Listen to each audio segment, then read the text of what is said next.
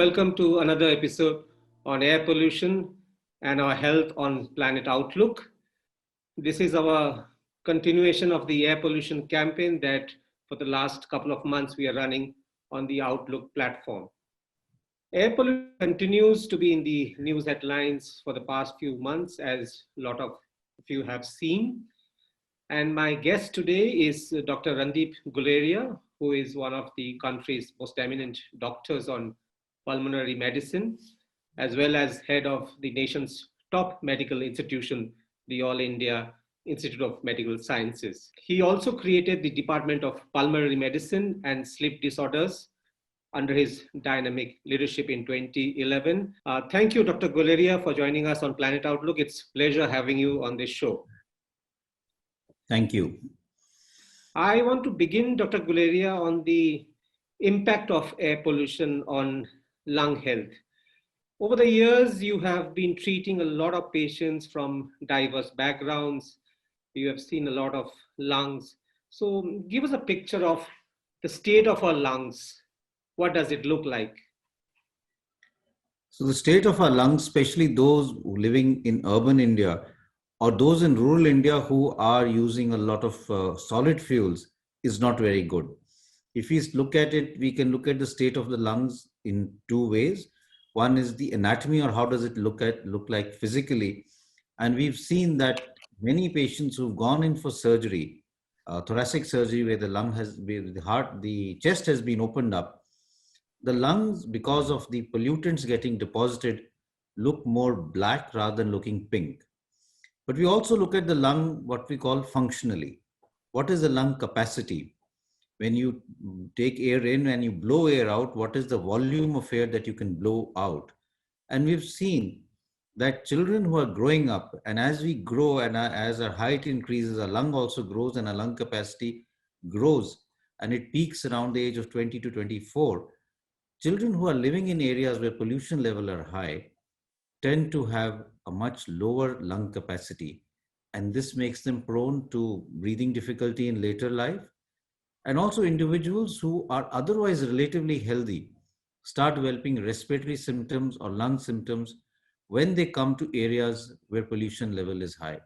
To give you an example, we have many of our students who come from all over the country to study at the All India Institute of Medical Sciences. Many of them have no respiratory complaints, but when they come to Delhi and they stay here, and especially through the winter months, they start complaining of feeling of chest tightness, breathing difficulty, and some of them are having symptoms which are like that of asthma, because the airways get inflamed and they're not able to breathe. And when they go back home for a holiday or for a break, they become totally all right.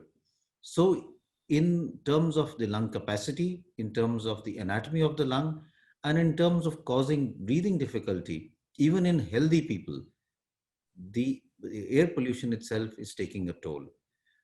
In those who are at high risk with chronic respiratory diseases, chronic heart diseases, air pollution causes even a more significant problem. And we've done a study which we finished just before the pandemic, which was following up for 2 years all the admissions in the emergency of our hospital and other hospitals in Delhi throughout the year, looking at both respiratory problems in children and in adults. And what we found was that whenever the levels of air pollution went up, in the next 6 days, there was a spike in the number of cases of respiratory problems in the emergency, showing a direct link of worsening of respiratory problems and the worsening of the air quality. So there is enough evidence to show that there is a significant impact on lung health because of air pollution. Dr. Guleria, if you can explain in detail, what are the different ailments or different complications one can develop in one's lifetime because of the polluted air one is breathing? So when you breathe polluted air, you breathe toxic substances, and a lot depends on the level of these polluted airs. The focus that we have are on substances like ozone, oxides of nitrogen, sulfur dioxide, and particulate matter. Now, particulate matter is basically the size of the particles. And if we have particulate matters which is less than 2.5 microns, then they are able to go deep into the lungs and cause inflammation or swelling in the lungs and in the airways, the fine tubes which takes air into the alveoli, where gas exchange occurs, where our body gets oxygen and carbon dioxide is released out, which we breathe out. Now, when these areas get inflamed or swollen because of irritation by pollutants, then they impair not only gas exchange, they impair the movement of air in and out from our lungs. Also, because of the inflammation, it causes what we call oxidative stress in the lung, and this starts leading to scarring in the lung, decrease in lung functions, and the inflammation in the lung then spills over to the blood vessels. So the blood vessels, which are bringing blood to the lung, also get inflamed, and that inflammation actually gets carried to other parts of the body. So we've also seen that people who have exposure to air pollution, it starts affecting the blood vessels, not only in the lungs, but even in the heart and also in other areas, including the brain. So although air pollution causes maximum effect in the lungs, it does cause significant systemic effects, which are now being recognized. Now, when we look at the effects, we look at acute effects and the long-term effects. So one is the acute effects, that when an individual during the winter months in Delhi or in the Indo-Gangetic Plain breathes air which has very high levels of air pollutants, there is chest tightness, congestion. Those who have bronchitis, asthma, or chronic heart disease, it aggravates it. It acts as a trigger or a precipitating factor and leads to worsening of their underlying condition. And they have to rush to the emergency. Many of them get admitted in the ICU because of worsening of the underlying condition. The second is, which we don't talk that much about, is the long-term effect. What happens to these individuals who continue to live for years in a polluted environment?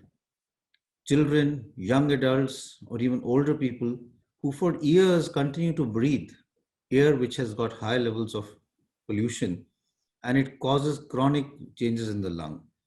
And there is now data which suggests, and there is a study which looked at the burden of disease in India, published in the Lancet, and it directly showed that the effect of air pollution now, because of constant exposure to high levels of air pollution, is even more in terms of respiratory tract infection, in terms of heart diseases, in terms of chronic bronchitis, than tobacco smoke, the use of tobacco. So it is showing that now we talk a lot about the harmful effect of cigarette smoking and how it should be banned. But this data suggests that air pollution is causing a bigger impact as far as respiratory diseases, infections, and heart diseases are concerned, in comparison to air pollution, the tobacco use. Therefore, I think it's very important for us to understand the implication as far as this is concerned. Doctor, you mentioned particulate matter, you mentioned PM 2.5. In some studies also, it's shown that exposure to high levels of PM 2.5 have caused over 980,000 deaths, or like 60% of all air pollution attributable deaths in India alone in 2019. And there has been a jump over 60% also on this kind of deaths between 2010 and 2019. And there's another study which shows that, or the same study, that over 1 lakh of infants in India have died within the first month of being born due to air pollution. And earlier this month, there is a historic judgment in the United Kingdom, which puts air pollution on the death certificate of 9-year-old Ela Debra. She passed away in 2013, as you know, on acute respiratory failure and severe asthma. So how serious, basically, how worried are you on this? And are we going to see also death certificates citing air pollution in India as well? So you're very right. The burden of disease is huge when we talk of both outdoor and indoor air pollution, but even for outdoor air pollution, ambient air pollution.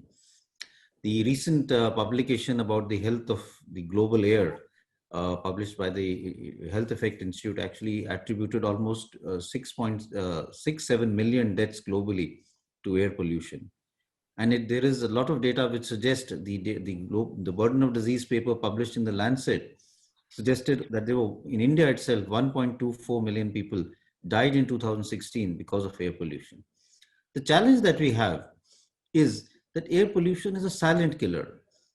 You cannot really identify, then say that this person clearly died of air pollution. And that's why it becomes very difficult to sometimes influence people that this is causing deaths. If your person dies, let's say of COVID-19 or even from H1N1, you have a blood test which shows that this virus was present and this person died because of this disease. But what air pollution does is it aggravates underlying conditions, it leads to worsening, and like I said, over a period of time, slowly starts causing more and more damage in the body. So, therefore, to really be able to quantify and be able to diagnose accurately becomes a big challenge, and to convince policymakers, it becomes a bigger challenge. But one of the data that we've seen, and you've quoted that article, suggests that over the last 20 years, I think it's from 1990 to 2019, the biggest rise as far as the burden of disease, attribution to death, is one of the biggest factors has been air pollution. So with our industrial growth, we have actually not focused that much on the environment as we should. And because of that, we are now paying a price of a higher mortality because of air pollution. And I think we have to really have a course correction. We also have to start understanding that many people who die because of respiratory failure or heart failure, the precipitating factor has been air pollution, and therefore it should be mentioned, or it should be sort of factored in to increase awareness among people, so that there is a movement or people start working aggressively towards decreasing the levels of pollution in our environment. You mentioned COVID. So there is also a murky link between COVID and air pollution. Though there were a lot of scientific papers from Italy and China which establishes the link, we haven't seen that kind of effect in India, basically, or is it still kind of too early to call? So there are papers. The paper from China was published during 2005, which looked at the data from the SARS outbreak. There is also a paper from Italy, northern part of Italy, which looked at excessive death and correlation with PM 2.5, and again showed a link as far as that was concerned. There is also now a preprint paper from the United States, from the Harvard School of Medicine, from the Public Health Division, which has looked at across the US the link between air pollution and deaths in the United States, and again been able to establish a link. They have also published a small article in Science where they've tried to show how difficult it is to get rid of all the confounding factors. But having done that, they've been able to establish that in areas where air pollution level was higher, they had a higher mortality due to COVID-19 as compared to other areas. And that scientifically or logically makes sense also, because air pollution causes inflammation of the lung, it causes changes in our lung, and COVID-19 is also a respiratory pathogen. So, and it also causes a significant degree of inflammation in our lung, which causes what we call cytokine storm. It leads to worsening of the underlying respiratory condition, leading to fall in oxygen saturation. And this actually leads to further complication. Therefore, I think it's important for us to understand that not only non-communicable diseases, but even communicable diseases like COVID-19 can get worse when air pollution level, when air quality is not good. So which is a bigger threat to you? Because some people are saying that air pollution is a greater threat than COVID. So air pollution in the long run is a greater threat than COVID. COVID is more of a short-term phenomenon if you look at it in the entire history of how things have evolved. And we are aggressively working on controlling COVID. We are not aggressively working on controlling air pollution. Air pollution, like I said, is a silent killer. You know who dies of COVID-19. Also, we have a lot of technology available as far as controlling infectious diseases is concerned.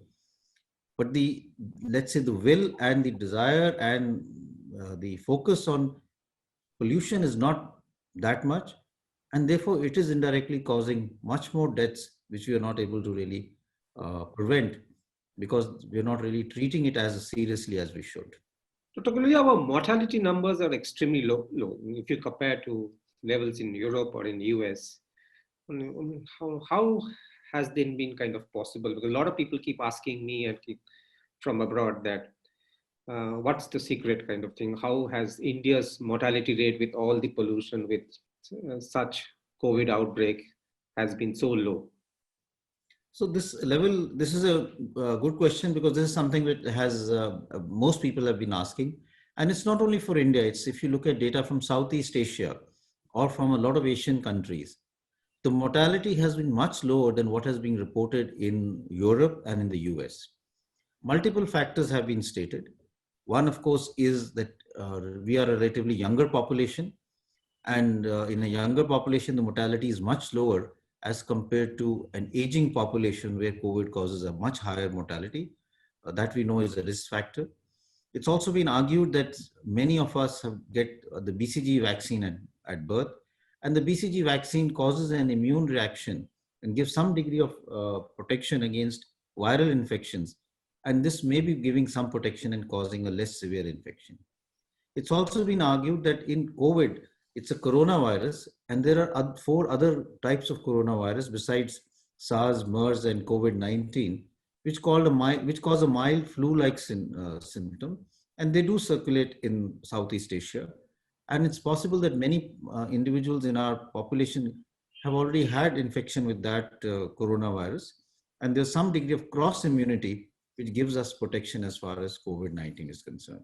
So various theories, but we still are not able to say that this is the real cause. But in India and parts of Southeast Asia, the mortality is much lower than what is being reported in the West. Coming to lung care, Dr. Guleria, most of us who live in Delhi and North India, we don't have any options to kind of shift because of work, because of other commitments. So how does one take care of one's lung from this environment? And is there a way to improve lung capacity? So that's a difficult question. The ideal thing would be to work as a team and try and decrease the level of air pollution in our environment. And that has to be multi-sectorial, and everyone as an individual and society in general has to get involved in this in terms of trying to look at our environment. At an individual level, it's very important. So especially those who are at high risk, people with extremes of age or with respiratory or heart disease, to really look at the AQI before stepping out, and look at the AQI in the area that you're going. Because now we have a good pattern of being able to monitor the air quality index in various areas. Avoid going to those areas where the air quality is bad, especially if you have chronic respiratory diseases. If the air quality is bad, especially in the early hours of the morning, don't go out for a walk or do exercise outside. Once the sun is out and it's bright and sunny, and hot air causes the air to rise and the pollutants also rise, then you could exercise outside. But otherwise, it's better to do it in an indoor environment where the levels of pollution are less. So I was about to ask you because there are a lot of fitness enthusiasts who can't go to gyms because of the pandemic, who basically keep asking this question, when can they exercise? And like you said, AQI is now a habit, like we wake up and we kind of see the AQI outdoor. But what about, Dr. Guleria, about the indoor air quality? There are many papers, and you know this very well, that indoor air quality sometimes is even worse than the outdoor air quality. Correct. So especially in rural India, there is a huge concern about poor indoor air quality.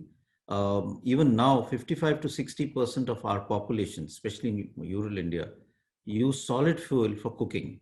That means wood, cow dung, and other such substances are used for cooking. These are done in kitchens which are poorly ventilated. And this leads to a very high levels of pollution inside.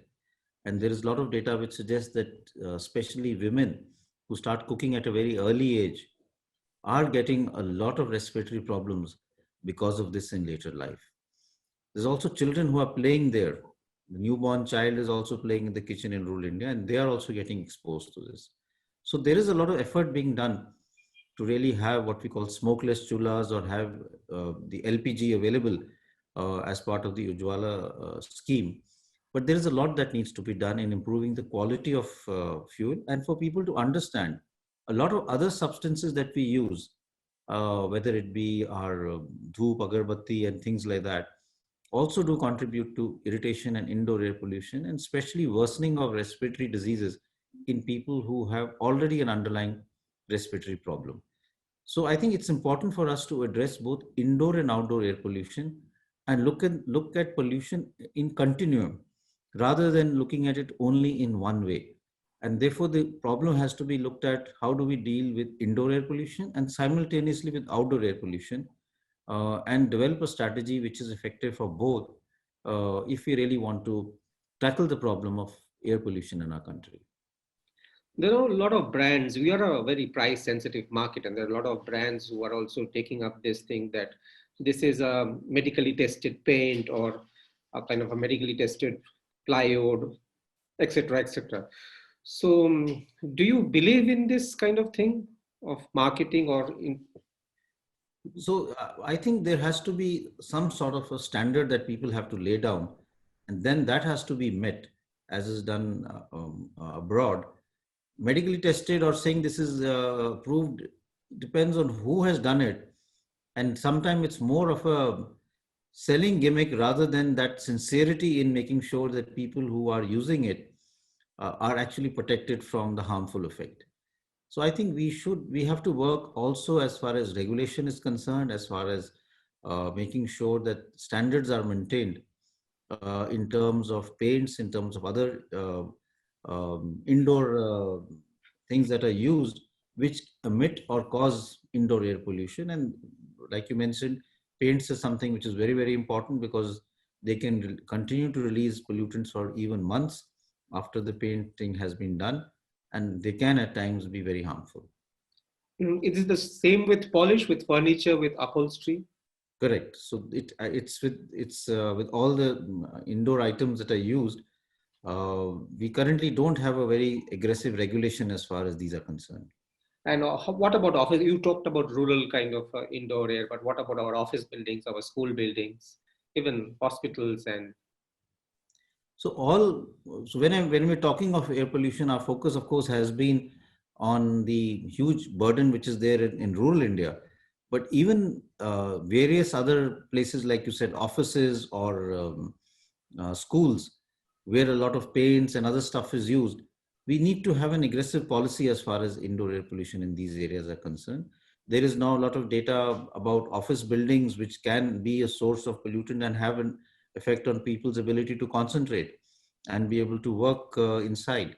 So all of that needs to be looked at in a very scientific manner, and with aggressive policies in place to control it.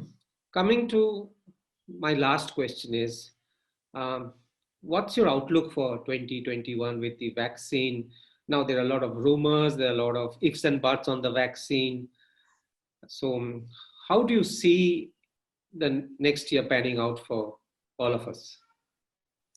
So I think the next year will really be something that we're all looking forward to, because with a number of vaccines that should be available in the first half of the next year, we should be able to at least vaccinate our high risk group and protect them and decrease the mortality because of COVID-19. We should also be able to vaccinate a sufficient mass of people to create some degree of herd immunity and break the transmission as far as COVID-19 is concerned. And that will allow us to come back to some sort of near normalcy, or to a new normal, with a lot of things that have suffered, whether it's education, whether it's entertainment, whether it's just socializing, or good hospital care for non-COVID patients, will sort of come back on track, and we will be able to really try and do some sort of a catching up for things that we've lost out during this year.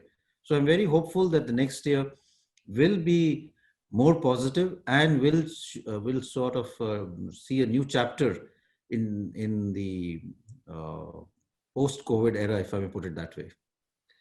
Thank you, Dr. Guleria, for your wisdom. It's been an absolute pleasure talking to you. And I wish you also a happy new 2021. I know this has been quite a tough year for you and quite also an extraordinary in so many levels. But thank you so much. Thank you very much. And I'd also like to take this opportunity to wish you, your family, and the entire Outlook family a very, very happy, healthy 2021. Stay safe and stay well. Thank you very much.